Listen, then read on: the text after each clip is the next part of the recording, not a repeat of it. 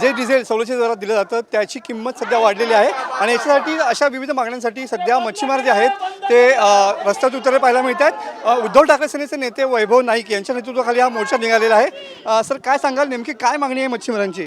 खरं तर गेल्या वर्षभरामध्ये स्थानिक मच्छीमार हा पूर्णपणे देशोडीला लागलेला आहे।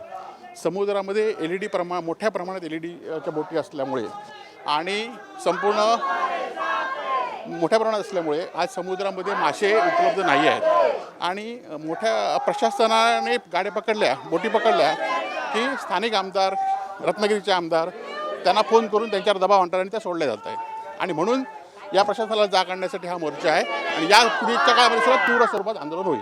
नक्कीच। साधारणतः काय डिझेलचे दर देखील वाढलेले पाहायला मिळतात? नाही, डिझेलमध्ये 145 रुपयाने बल्कमध्ये हे घेण्यात आले आहेत आणि 145 रुपये दराने आता डिझेल मिळतं आहे, जे म्हणजे भीक नोकांड पण कुत्रा अशी परिस्थिती झालेली आहे आणि या विरोधात आमचं आंदोलन आहे।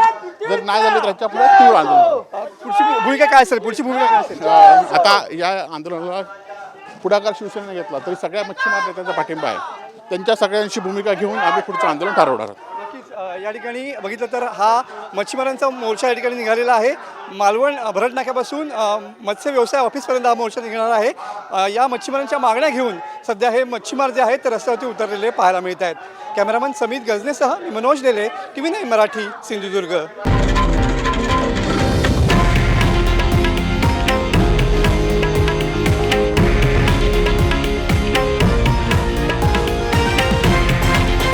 हे आहे देशातील नंबर 1 न्यूज नेटवर्क आणि आपण पाहत आहात TV9 मराठी, एकमेव।